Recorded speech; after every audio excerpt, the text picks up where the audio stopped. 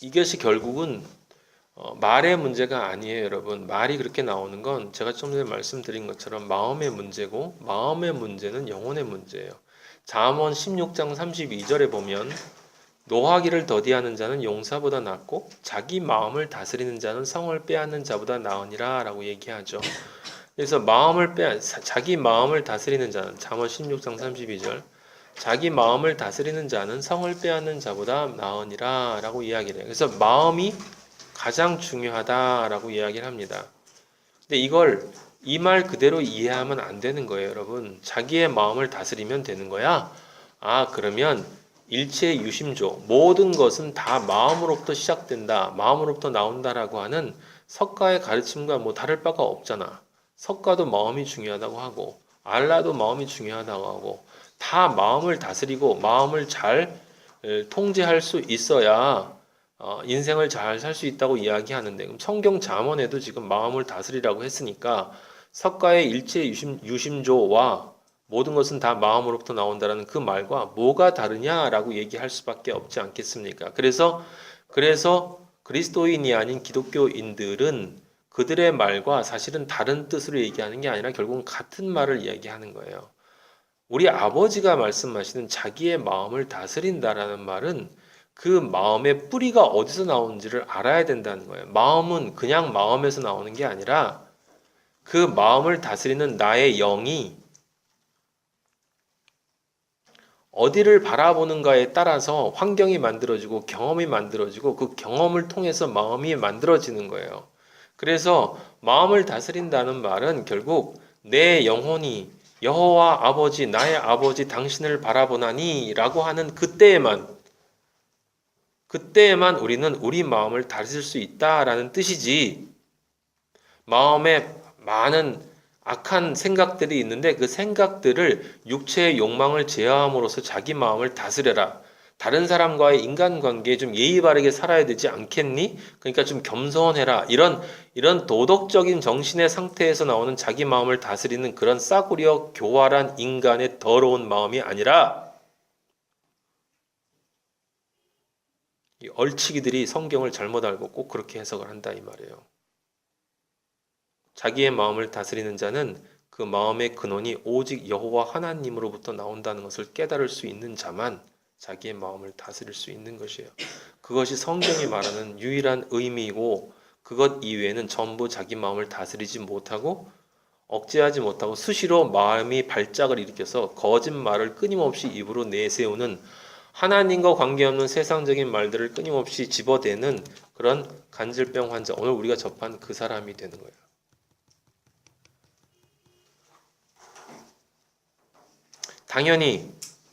당연히 제자들은 쫓을 수가 없어요. 왜 그렇습니까? 제자들에게 믿음이 없기 때문에. 제자들은 아직도 패역한 세대이기 때문에 예수 그리스도께서 사랑으로 이들에게 성령이 임할 때 내 말을 따라올 수 있지만, 내 말을 이해할 수 있지만 아직 깨닫고 있지 못하기 때문에 그들의 마음, 인간적인 마음은 나를 따라오지만, 베드로에게서 우리가 정확하게 보죠. 인간적인 마음, 나 예수 그리스도만 있으면 돼. 다른 거 필요 없어. 나는 아버지 하나님만 따라갈 거야 하는 사람들이 굉장히 많은데, 세상에. 그 예수 그리스도를 향한 열정이 자기의 마음으로부터 비롯되는 경우가 있다라고 하는 거예요. 아버지로부터 나오는 게 아니라, 아버지로부터 나오는 그 예수 그리스도를 향한 열정은 오직 그 아버지의 뜻을 이해할 때에만 나오는 거예요.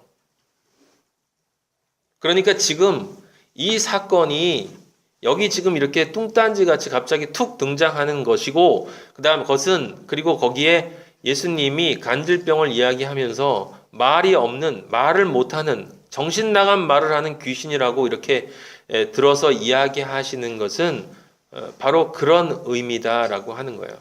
그것은 지금 내가 베드로 너의 고백을 통해서 내가 십자가를 져야 하고, 아버지의 뜻에 따라서 예수님이 겟세마네 동산에 올라가셔서 아버지여, 할 수만 있다면 이 잔을 내게서 다른 곳으로 돌리시면 안 되겠습니까? 하지만 내 뜻대로 하지 마옵시고. 간질병이 아니거든요, 저는. 전 인간의 말을 안 하거든요. 이 혀를 이렇게 굴리지 않거든요. 이 지옥불에서 나오는 말을 하지 않거든요. 내 뜻대로 하지 마옵시고 아버지의 뜻대로 하옵소서. 그렇게 뜻을 이야기하고 순종해서 십자가를 지고 돌아가시고 죽음에서 3일 지내신 다음에 부활하시는 그 사건이 반드시 하나님의 뜻에 따라 존재해야 하는 그것임에도 불구하고 그것을 이해하지 못하는 모든 말들은 간질병이라고 하는 거예요, 지금. 그래서 제자들도 이해하지 못하고 다른 사람들은 전혀 이해하지 못하고 모두가 이해하지 못하죠. 그래서 예수님이 그런 말씀을 하시는 거예요. 내가 얼마나 너희와 함께 더 있어야 되겠니? 내가 얼마나 너희를 참아야 되겠니? 무슨 얘기입니까? 거기에 더 있어야 되겠니? 그런 말이 아니라 나는 가야 한다라는 뜻이에요. 나는 가야 한다라는 거예요. 너희들은 지금 세상적인 것을 가지고 나에게 와서 이 아이의 말을 하게 해달라고, 귀신을 쫓아달라고, 그런 가시적인 선악과적인 욕망을 해결해달라고 나한테 이야기하고 있는데 나는 그것이 아니라 진짜 그 말 없는 말, 지금 너희 아들이 가지고 있는 그 간질, 실제로 나타난 건 간질이었겠지. 하지만 그 간질 뒤에 들어있는 그 진정한 문제, 그 영혼의 문제를 나는 해결해 주러 왔기 때문에 내가 지금 너희들이 가지고 있는 그 문제에 머물러 있을 수가 없는 거야. 나는 지금 골과다를 향해서 올라가야 되는 거란다, 아이들아. 믿음이 없는 아이들아. 그래서 어쩔 수도 없이 무지하기 때문에 폐역할 수밖에 없는 아이들아. 나는 너희와 머물러 있을 수가 없어.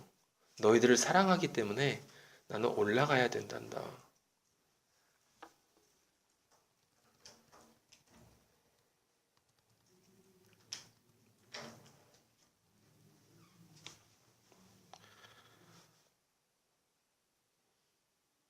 아버지는 그 말씀을 하시는 거예요.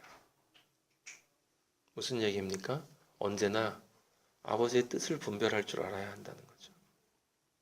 내가 아버지를 위해서 사는 것이 아니라 아버지의 뜻에 따라 사는 것이다.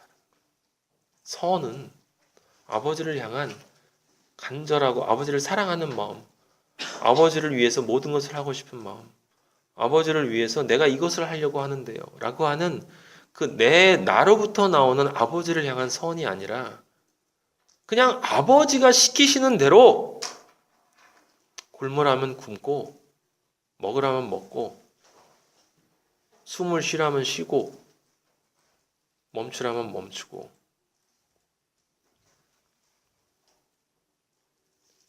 그 과정에서 나의 인간적인 관점으로 이해할 수 없는 일을 만난다 하더라도 그것에 대해서 아버지한테 아버지 제가 왜 이렇게 됐습니까? 아버지 저한테 어떻게 이럴 수가 있습니까? 그 모든 말들이 간질병 환자의 말이라는 것을 깨닫고 내 존재가 여호와를 향하니 눈을 들어 산을 향하는데 산이 너무 커서 누가 도대체 이 큰 문제를 나를 해결해 줄 수 있을까? 여러분 산이라고 하는 것은 그냥 주님은 산 같아서 예수님 무슨 산 같아요. 예수님 무슨 산이에요. 산은 그냥 창조된 건데. 우리에게 있는 큰 문제, 거대한 문제가 올 때 내가 산을 향하여 눈을 들리라. 나의 도움이 어디서 올고 나의 도움은 천지를 지으신 오직 여호와께로부터 이다 라고 고백하는 그 믿음. 그 믿음 속에 오직 제가 사는 것이 아니라 아버지의 뜻에 따라 사라지기를 원하나이다. 아버지의 뜻에 따라 사라지기를 원하나이다. 지금 제가 이들의 병을 고치기 위해 여기 있는 것이 아니라 고통스러운 그 자리, 고난의 자리, 십자가의 그 자리로 제가 올라가야 된다는 것을 저는 아버지의 뜻을 알고 있기 때문에 잘 알고 있습니다. 그래서 그 뜻을 아는 사람, 내가 그리스도인으로서 어떠한 삶을 살아야 하고 그리스도인으로서 성소에 들어간 제사장으로서 왕 같은 제사장의 존재로 이 광야의 40년, 이 동서남북 내 마음밭의 모든 존재, 이 세상 나아가서 이 세상을 십계명의 10 그리스도가 완성하신 그 하나의 사랑, 나를 사랑하신 예수 그리스도의 사랑을 따라가는 그 믿음으로 이 사해 광야의 세상을 10으로 이루어내는, 그래서 그럼으로써 11조를 진정 완성시키는 그러한 그리스도인이 되는 것이, 그러기 위해서는 반드시 아버지께서 나를 예수 그리스도의 십자가와 합해져야 하기 때문에 십자가에 올라가지 않으려고 하고, 아직도 실상에서는 믿음 속에서는 내가 그리스도와 함께 십자가에 못 박혔나니 라고 그렇게 쉽게, 그렇게 간단하게, 그렇게 자신 있게 고백을 하지만, 이제 그렇게 되었으니 네 믿음대로 되어질지어다 라고 예수 그리스도께서 말씀하시는, 네 믿음대로, 그래 네 믿음대로, 네가 그리스도와 함께 십자가에 못 박혔으니 라는 그 믿음대로 이제 네 삶이 되어질지어다 라고 하는 그 여섯 번째, 다섯 번째, 여섯 번째의 그 삶의 자기 부인과 십자가를 지는 그 삶의 완성이 되어질지어다 라고 하는 그것을 우리의 삶 속에서 우리가 받아들이고, 그것도 기쁨으로, 그것이 아버지의 뜻이기 때문에, 근데 그 아버지의 뜻은 우리에게 고통을 주려는 것이 아니라 변화산의 그 영광스러운 모습이 우리를 기다리고 있다라고 하는 것을 보여주셨기 때문에, 그것이 끝이 아니라 너희의 끝이 거기에 있다라는 것. 정말 그것을 믿니? 정말 그 끝에, 정말 그 끝에 예수 그리스도의 그 영광의 광채와 같은 광채가 너에게서 나는 그런 존재가 될 것이라는 걸 넌 정말 믿고 있니? 그렇다면 네가 과연 포기하지 못할 것이 무엇이 있니? 라고 물어보시는 그 물음 속에서 이 세상에서 우리의 살아나가는 모든 길에 여호와 하나님이 나에게 시키시는 일만 하겠습니다. 내가 아버지를 사랑하는 것이 아니라 아버지가 나에게 사랑하라고 하시는 그 사랑대로만 살겠습니다. 라고 하는 그런 내 자리 찾음에 바탕을 둔 아버지를 향한 사랑을 인지하겠습니다라는 그 사람의 마음을 가져야 한다라고 예수 그리스도께서 지금 말씀하시는 거고, 그래서 마태복음 17장 20절에 왜 제자들이 우리는 쫓아내지 못했습니까? 당연하지. 너희는 믿음이 작은 까닭이야. 진실로 너희에게 이르노니 만일 너희에게 믿음이 겨자씨 한 알만큼만 있어도 이 산을 명하여 여기서 저기로 옮겨지라 하면 옮겨질 것이요 또 너희가 못할 것이 없으리라. 너희 믿음이 작은 까닭이라 라고 얘기했는데, 예수님이 그 다음에 뭐라고 얘기하셨냐면, 만일 너에게 믿음이 겨자씨 한 알만큼만 있어도 라고 얘기를 해요. 여러분, 이 구절은 사람들이 자세하게 안 보는데 사실은 자세하게 봐야 해요. 왜 자세하게 봐야 하냐면, 예수님이 이렇게 말씀하셨어요. 겨자씨 한 알만큼만 있어도, 제가 전에 말씀드렸지만 겨자씨를 전 본 적은 없어요. 근데 눈에 거의 보이지 않을 정도로 작다라고 해요. 겨자씨는.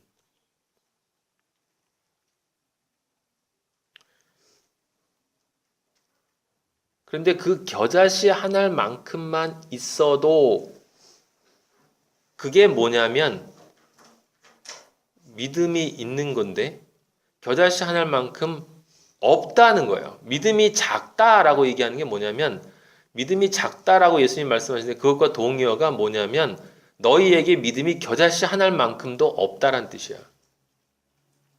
이게 무슨 뜻이겠어요?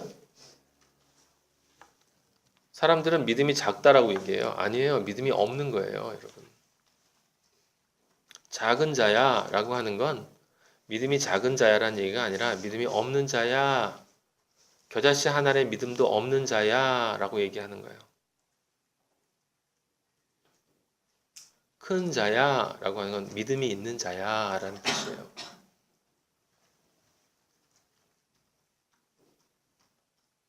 성경은 상대적으로 말하는 게 없어요. 사람들이 상대적으로 생각하지. 늘 비교하길 좋아하니까. 나는 그래도 좀 크잖아? 나는 그래도 약간 더 있잖아, 쟤보다는. 저걸 어떻게 해줘야 되지? 내가 좀 가르쳐 줘야 될 텐데.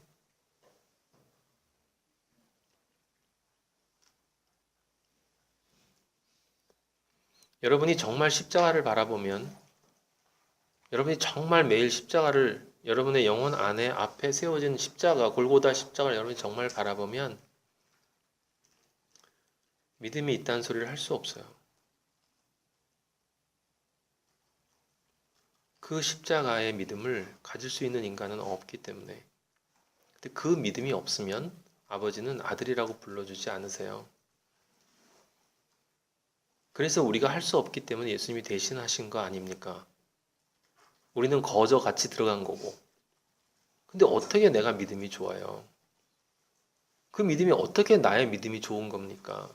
어떻게 내 믿음이 큰 겁니까? 어떻게 제 믿음은 작은 겁니까? 어떻게 이렇게 비교를 합니까?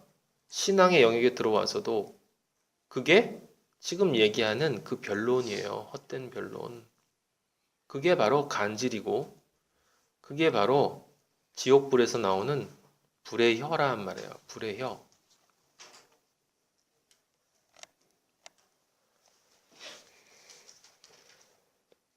예수님이 말씀하셨어요. 이 산을 명하여 여기서 저기로 옮겨지라 하면 옮겨질 거야. 너희가 믿음이 겨자씨 하나만큼만 있어도. 여러분 겨자씨 하나만큼만 있어도라는 이 말을 오해하시면 안 돼요. 이게 쬐끔만 있어도 이렇게 된다는 얘기가 아닙니다, 여러분. 여기 믿음이 작다라는 말과 겨자씨 하나리라는 말은 아주 간단한 대립이에요. 믿음이 없어서 그래. 믿음이 있으면 이란 뜻이에요. 왜 겨자씨 하나만큼만이 믿음이 있으면입니까?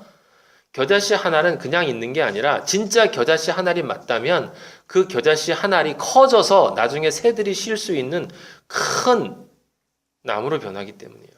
그것이 그 안에 이미 들어가 있기 때문이에요. 생명의 씨면 당연히 생명으로 이어질 것이기 때문에 그건 믿음이 있는 거다 이 말이에요. 현실화되지 않았을 뿐이지 진짜 믿음이 있으면 믿음이고 없으면 없는 거다 이 말이에요. 그래서 너희한테 정말 믿음이 있으면 이 산을 명하여 여기서 저기로 옮겨져라. 네가 가지고 있는 그 큰 문제가 도저히 감당할 수 없는 넘어갈 수 없는 그 심각한 인생의 시련이 네 앞에 뚝 서 있니?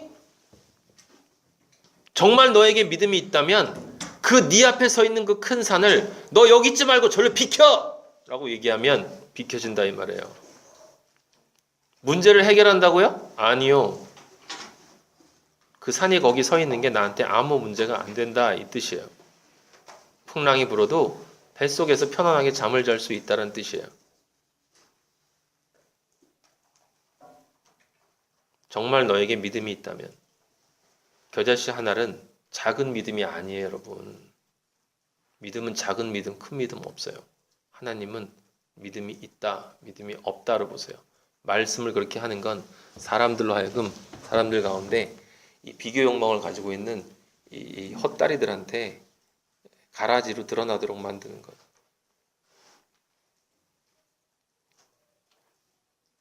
그래서 마태복음 17장 20절에 이 말씀은 믿음이 작은 자와 겨자씨 하나만큼 믿음이 있는 자를 대립하는 게 아니라 믿음이 없는 자와 믿음이 있는 자. 믿음이 없는 자는 뭐예요? 믿음이 없는 자는 뭡니까? 지금 여기서 얘기하는 게 하나님의 뜻을 자신의 뜻으로 해석해서 이야기하는 사람들.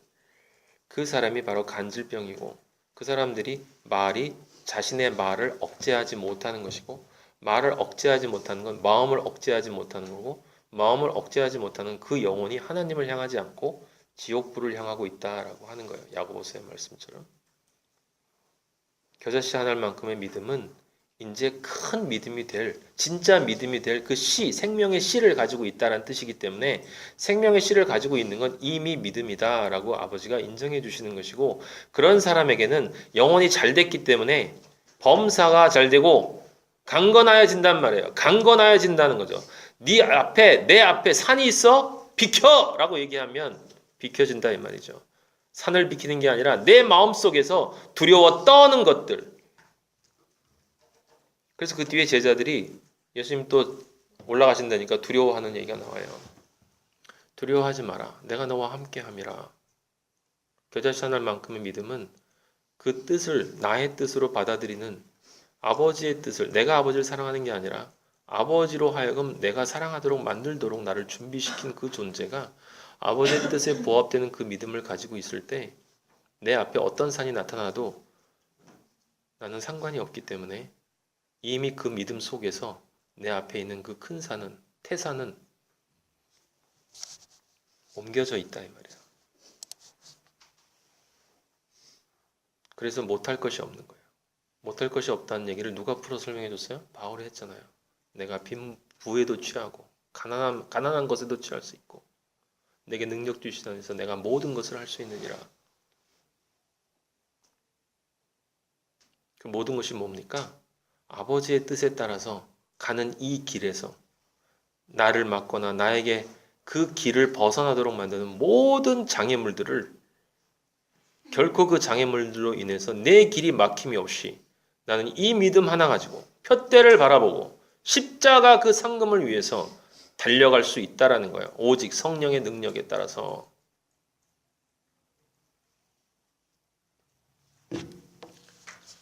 계시록 8장 8절에 보면 나팔 심판이 나오는데 거기 이런 말이 있어요. 둘째 천사가 나팔을 부니 불 붙는 큰 산과 같은 것이 바다에 던져지매 라고 말이 나와요. 큰 산이 불 붙는 큰 산, 심판을 받은 큰 산이죠. 그게 바다에 던져진대요.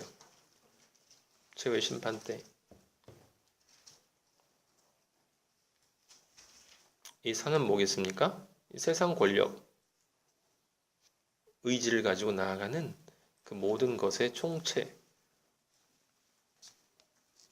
그래서 계시록 17장 9절에 보면 그 음녀가 나오는데 그 음녀가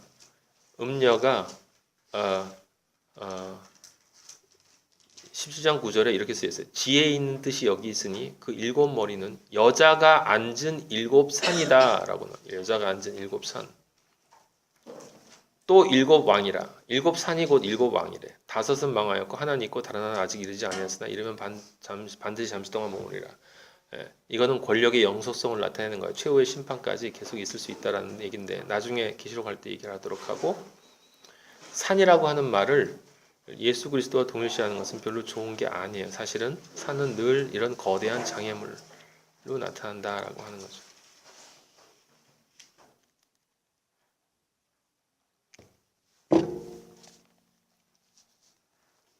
그래서 로마서 12장 2절 찾아보세요. 이건 로마서 12장 2절 이렇게 쓰여 있습니다. 12장 1절 여러분 잘 알아요. 저는 로마서를 했기 때문에 너희 몸을 거룩한 산 제사로 드리라 라는 말 그 다음에 너희는 이 세대를 본받지 말고 아까 예수님 뭐라고 그랬어요? 이 악하고 패역한 세대야 라고 그랬죠. 너희는 이 세대를 본받지 말라는 거예요. 그 악하고 패역한 세대, 믿음이 없고 패역한 세대를 본받지 말고 오직 마음을 새롭게 함으로 변화를 받아. 마음을 어떻게 새롭게 합니까? 물로 씻어 말씀으로 새롭게 해야지. 물로 씻어 말씀으로 새롭게 해야 돼요. 예수 그리스도의 보혈로 씻고 매일매일 씻고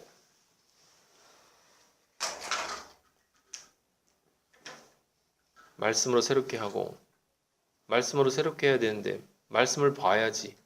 말씀을 들어야지. 진리로 들어야지. 그게 새롭게 되죠. 그래야 변화되지. 그렇게 안 하면 변화가 안 되는 걸.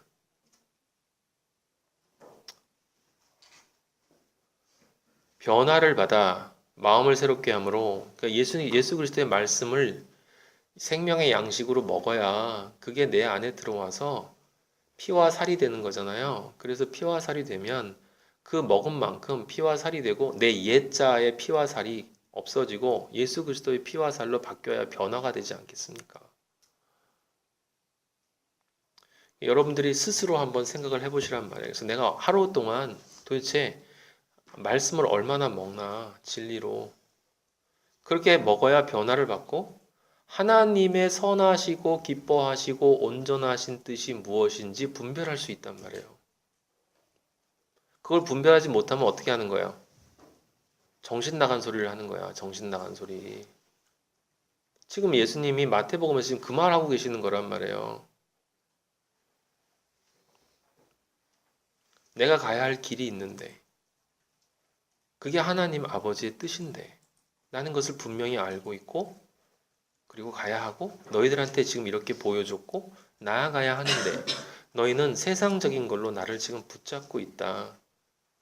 너희가 지금 무엇을 하고 있는지, 나를 붙잡고 있는지 그것도 너희는 몰라. 말 당연하죠. 그들은 몰라. 자기들이 무슨 일을 하는지, 무슨 얘기를 하는지조차도 몰라요, 여러분. 하지만 예수님은 그것을 알기 때문에, 영적인 의미를 알고 있기 때문에 그걸 알고 있는 상태대로 또 얘기해 주는 거예요. 예. 그러니까 그 보이는 대로 보고 이야기하는 것처럼 예? 믿음이 없기 때문에 병을 못 고치고 있는 그런 사람들에게 병 고쳐주는 법을 가르쳐주는 그런 단순한 이야기가 아니라 왜 그렇게 해석을 하겠습니까? 사람들이 그걸 바라고 있으니까 그렇게 해석하는 거지.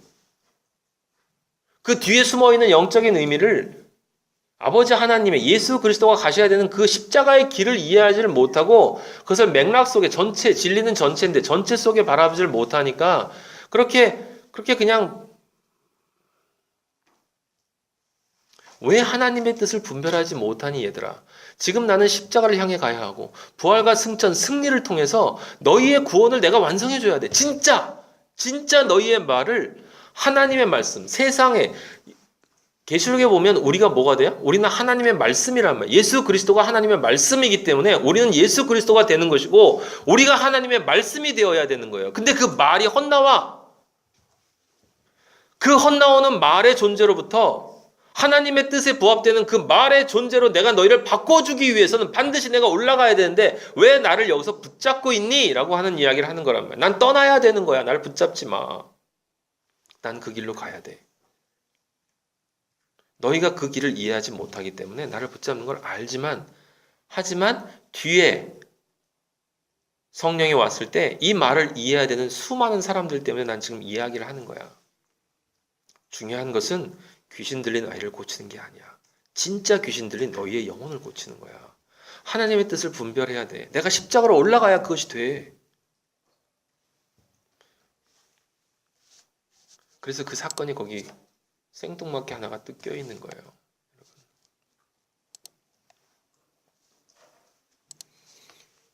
그러면서 아버지는 보시는 거예요. 내 말을 이해할까? 누가 내 말을 내 말로 전할까?